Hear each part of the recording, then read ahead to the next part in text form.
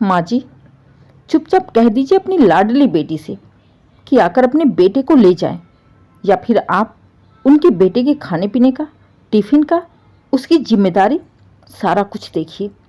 मैं नहीं देखने वाली। नौकर नहीं हूं मैं आपकी और आपकी बेटी की। मैं तो पराए घर से आई हूं ना। आज तक जितना करना था कर दिया, अब मुझसे कोई उम्मीद मत करना। कहते हुए गुस्से में राधा अपने कमरे में चली गई। सरला जी अपनी बहू राधा के गुस्सा को देखकर सकपका गई। एकदम से हैरान थीं कि अचानक से उनकी बहू को हो क्या गया। ये ऐसी तो नहीं थी, ना ही कभी इतनी ऊंची आवाज में बात की थी, फिर आज अचानक से। जो भी हो, बहू की इतनी कड़वी बातें सुन सरला जी गुस्से में चीखती हुई बहू के कमरे में गई और बोली, बहू, तुम्हें क्या लगता है मैंने तुम्हारे भरोसे उसके बच्चे को यहाँ पे रखा है? बिल्कुल भी नहीं, अपने भरोसे रखा है। तुम्हें क्या लगता है तुम उसका टिफिन नहीं दोगी, उसको खाना नहीं दोगी तो मैं नहीं दे पाऊंगी? बिल्कुल दूंगी, और बहुत ही अच्छे से दूंगी। याद रखना, कल को तुम्हारा भी बच्चा होगा। किसी के बच्चे के साथ ऐसा करते हुए तुम्हें शर्म नहीं आई? हाँ, नहीं आई माँ जी, बहुत कर लिए मैंने शर्म। इतना तो समझ में आ ही गया कि जिसने किए शर्म उसके फूटे कर्म। शर्म के चक्कर में ही आज तक मैं आप लोगों की हर बात मानती चली आई और देख लिया उसका नतीजा भी। अब मैं अपने हिसाब से रहूंगी। पराए घर से आई हूं ना, इसलिए। फिलहाल तो सरला जी भी कहाँ कम थीं। गुस्से में तनतनाती हुई अपने कमरे में जाकर बैठ गईं और शाम को बेटे के आने का इंतजार करने लगीं। शाम को जैसे ही आलोक आता है, सरला जी रो रो कर आलोक को सारी बातें बताती हैं। बेटा, देख ले, तेरी बहन परेशान है। कितना बड़ा परिवार है उसका, अपने बच्चों पर ध्यान नहीं दे पाती है, इसलिए इतना बड़ा त्याग करके अपने 10 साल के बेटे को यहाँ पर भेजा ताकि उसकी पढ़ाई न बर्बाद हो। और तुम्हारी पत्नी ने उस बच्चे को भी नहीं छोड़ा। उस मासूम से बच्चे से भी उसको तकलीफ हो रही है। अब तुम ही बताओ बेटा, मैं क्या करूं, मैं कहाँ जाऊं उसे लेकर? कहते हुए सरला जी रोने लगी। माँ का रोना देख आलोक गुस्से में वहीं से चिल्ला चिल्ला कर राधा को बुलाने लगा। पति की आवाज़ सुनकर राधा सरला जी के कमरे में आई। राधा को देखते ही आलोक उसके ऊपर भड़क जाता है। राधा, ये क्या तरीका है माँ से बात करने का? तुम्हें दिक्कत क्या हो गई? तुम गौरव को 2 टाइम का ढंग से खाना नहीं दे सकती? नहीं आलोक, मैं कैसे दे दूं? मैं तो पराए घर से आई हूं ना। देख ले बेटा, देख ले, आज सुबह से यही रट लगाई रखी है, पराए घर से आई हूं, पराए घर से आई हूं। अगर हम यही बात बोलते अपने मुंह से तो इसे बहुत बुरा लगता। अब खुद अपने मुंह से बोल रही है तो सब कुछ सही है। माँ जी, आपने क्या बोला क्या नहीं बोला ये तो रहने ही दीजिए। और आलोक, मैं कौन होती हूँ गौरव की देखभाल करने वाली? गौरव यहाँ मेरे भरोसे थोड़ी ही आया है, वो तो माँ जी के भरोसे आया है ना। तो आज से माँ जी करे उसकी देखभाल। राधा, तुम्हारा दिमाग तो सही है, ये अचानक से तुम्हें क्या हो गया? तुम ये कैसी बातें कर रही हो? अभी आलोक राधा को डांट ही रहा था कि तभी आलोक की बहन रीता भी आ जाती है। सरला जी ने दोपहर को ही रीता को फ़ोन करके बुला लिया था बहू की क्लास लगाने के लिए। रीता भी आते ही राधा के ऊपर भड़क गई। क्या भाभी, मेरा इतना छोटा सा मासूम बच्चा आपके लिए बोझ बन गया है? आप उसका टिफिन भी नहीं बना के दे सकती हैं? देख लिया भैया, हम कुछ कहते तो आपको भी लगता कि मैं ननद हूँ। अब देख लो भाभी का, मेरे से तो दूर, इन्हें तो मेरे बच्चे से भी तकलीफ है। कहते हुए रीता भी रोने लगी। राधा चुपचाप माँ बेटी की नौटंकी देखी जा रही थी। दोनों माँ बेटी ने मिलकर आलोक के सामने राधा की भर भर के शिकायतें की। राधा में एक से एक कमियां निकाली, यहाँ तक कि ये भी कह दिया कि राधा रीता से और उसके बच्चे से जलती है। रीता रोते हुए आलोक से कहती है, भैया, अब मुझे नहीं लगता कि अब मेरा मायका यहाँ से रहने वाला है। अब मैं यहाँ कभी नहीं आऊँगी। मैं अभी अपने बेटे को लेकर अपने साथ जा रही। मेरा मायका छोड़ने के पीछे की वजह भाभी हैं। इनकी वजह से आज मैं अपना मायका छोड़ूंगी। चल बेटा, जब तू ही नहीं आएगी तो इस घर में मैं अकेली क्या करूँगी? रोज रोज इसकी बातें सुनूंगी बेटे की तो मजबूरी है, पत्नी के साथ रहेगा। मुझे भी वृद्धाश्रम छोड़ देना, मैं वहीं रहूँगी। मुझे भी नहीं रहना इस कलेश भरे माहौल में। माँ और बहन की बातें सुन आलोक गुस्से में राधा को घूरते हुए बोला, राधा, ये सारा किया कराया तुम्हारा है ना? आज तुम्हारे वजह से घर का ये माहौल हो गया है। माँ और बहन दोनों घर छोड़ने के लिए तैयार हैं। यही चाहती हो ना? 1.5 साल हुए नहीं तुम्हें इस घर में आए हुए, और अभी से तुम्हारी ये हालत है। तूने पूरे परिवार के नाक में दम कर रखा है। यही सीख कर आई हो? यही सिखाया तुम्हारे माँ बाप ने? खबरदार आलोक, मुझ तक ही रहना। मेरे मायके जाने की जरूरत नहीं है। मेरी माँ ने कैसे संस्कार दिए हैं? तुम्हारी माँ से तो बहुत ही अच्छे संस्कार दिए हैं। और जो तुम्हारी माँ और बहन ये घड़ियाली आंसू बहा रहे हैं ना तुम्हारे सामने, उनका भी मेरे ऊपर कोई असर नहीं पड़ने वाला है। इतना तो मैं समझ गई हूँ कि इस घर में अगर किसी के लिए अपनी जान भी दे दो ना, तो वो भी कम ही है। आज पूरे 1 साल से मैं गौरव को यहाँ पर रखी हूँ। दिसंबर जनवरी की ठंडी हो या भीषण गर्मी हो, सुबह 5 बजे उठकर मैं उसके लिए टिफ़िन बनाती हूँ, नाश्ता बनाती हूँ, उसको तैयार करती हूँ, स्कूल भेजती हूँ, अपने बच्चों की तरह उसका ध्यान रखती हूँ। स्कूल से आने के बाद उसे गर्मा गर्म खाने देती हूँ। माँ जी ने तो कभी अपने हाथ से 1 गिलास पानी भी नहीं दिया होगा, और उसका सिला मुझे ये मिला। ये कहते हुए राधा ने फ़ोन का रिकॉर्डर ऑन कर दिया, जिसमें रीता और सरला जी दोनों ही माँ बेटी बातें कर रही थीं। रीता अपनी माँ से कह रही थी, माँ, गौरव का जरा ध्यान रखना। मैंने उसे तुम्हारे भरोसे ही छोड़ रखा है। भाभी पर मुझे विश्वास नहीं है, वो तो पराए घर की है ना। तुम ध्यान देना मेरे बेटे के खाने पीने का। अरे बेटा, तू चिंता ना कर, वो पराए घर से है, मैं तो नहीं ना। मैं नानी हूं ना उसकी, अपनी जान से भी ज़्यादा प्यार करती हूँ मैं उसे। तो बिल्कुल चिंता मत कर।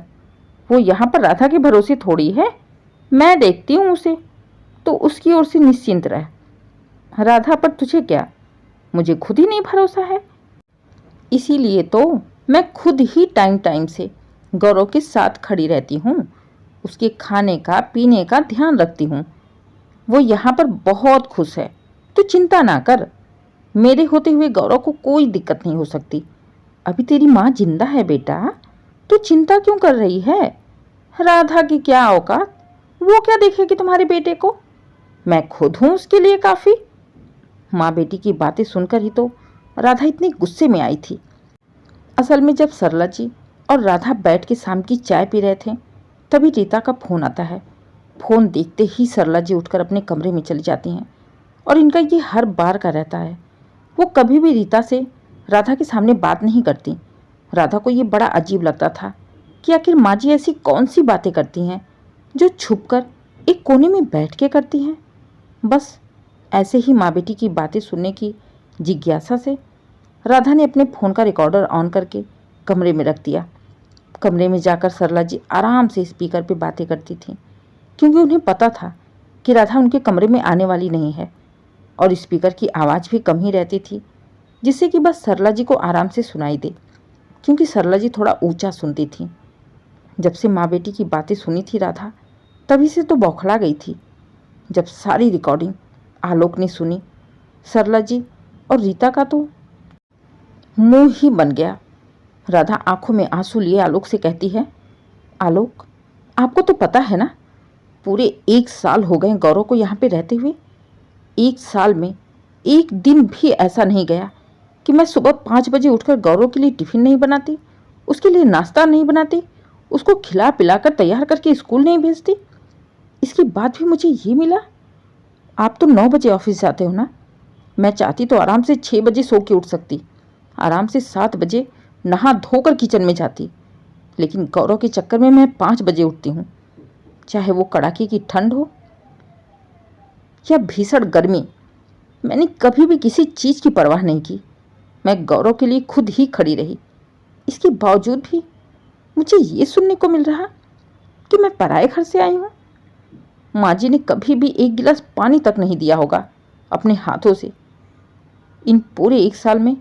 और बातें सुन लो, दीदी खुद अपने ससुराल में 5 बजे उठने से डरती हैं कि अगर गौरव को खाना नाश्ता टिफ़िन बनाने लगेंगी तो उन्हें अपनी जेठानी के बच्चों की भी टिफिन बनाने पड़ेंगे, जिसके चलते उन्होंने गौरव को यहाँ पे भेज दिया।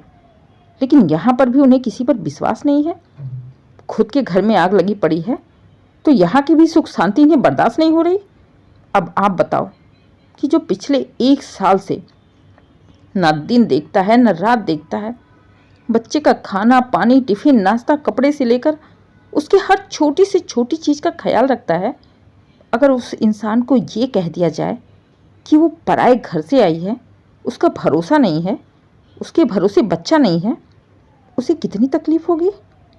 मैं इंसान नहीं हूँ, मैं भी हाड़ मांस की बनी इंसान हूँ, मेरे अंदर भी दिल है, मुझे भी तकलीफ़ होती है। पूछ लो गौरव से, उसे छोटी सी भी चीज़ चाहिए होती है तो नानी के पास ना जाकर वो मेरे पास आता है। और फिर भी माँ बेटी की नज़रों में मैं पराई हूँ, दूसरे घर से आई हूँ। विश्वास नहीं है मेरे ऊपर तो करो, अब मुझे इनके लिए कुछ भी नहीं करना है। अगर इतना तो मैं किसी गैर के बच्चे के लिए करती तो वो भी एहसानमंद रहता, लेकिन इन लोगों के लिए चाहे कुछ भी करूं, अपनी जान तक दे दूं, लेकिन इन लोगों की नज़रों में कभी अच्छी बन ही नहीं पाऊंगी, हमेशा पराए घर की आई हुई ही कहाऊंगी। इसलिए मैं सबके सामने साफ साफ कह रही कि अब मैं गौरव का कुछ भी नहीं करूंगी, उसे 1 गिलास पानी तक नहीं दूंगी। माँ जी यहाँ पर उसे अपने भरोसे रखा है ना, तो ये खुद उठकर 5 बजे उसकी तैयारी करेंगी, उसके स्कूल भेजने की तैयारी करेंगी। मैं अभी से गौरव की जिम्मेदारी से दूर हटती हूँ। अब देखती हूँ कि गौरव को माँ जी कैसे संभालती हैं। इतना सुनते ही सरला जी का तो मुंह ही बन गया। डर गई कि अगर सच में राधा ने गौरव की टिफ़िन नहीं बनाई तो सुबह सुबह मुझे ही उठना पड़ेगा, और मुझसे तो इतना काम होने से रहा। अब तो बहुत बुरे फंस गई थी सरला जी, उन्हें समझ में ही नहीं आ रहा था, क्योंकि सुबह सुबह 5 बजे उठकर टिफ़िन बनाना ना उनकी आदत थी, ना उनसे ये काम हो ही पाएगा। सुबह की भाग दौड़ का काम बहुत ज़्यादा होता है। राधा तो गुस्से में अपने कमरे में चली गई। राधा की बात सुन और माँ बेटी की रिकॉर्डिंग सुनकर आलोक भी गुस्से में सरला जी से बोल पड़ा, ये सब क्या है माँ? आप दोनों ही अपनी हरकतों से बाज नहीं आओगे ना? सारा किया कराया आप लोगों का, और दोष बेचारी राधा पर लगा दिया। अगर वो आप लोगों की बातें रिकॉर्ड नहीं करती तो अब तक तो मैं ना जाने उसे क्या क्या बोल देता, क्या क्या कह चुका होता। बेटा, तुम्हें हमारी बातें तो दिखाई दे रही है, अपनी पत्नी की बातें सुनाई नहीं दी? क्या बोल के गई है वो? सही तो बोला उसने माँ, जब आपने अपने भरोसे रखा है गौरव को, जब सब कुछ आप गौरव का खुद करती हो, राधा कुछ भी नहीं करती, तो सही तो है, आप करो, राधा क्यों करेगी? कहते हुए आलोक भी वहाँ गुस्से से चला ही जाता है। अब तो सरला जी बिल्कुल अकेली पड़ गई थी। गौरव की जिम्मेदारी उसके लिए बहुत बड़ी जिम्मेदारी थी। इतना भाग दौड़ करने की आदत नहीं थी।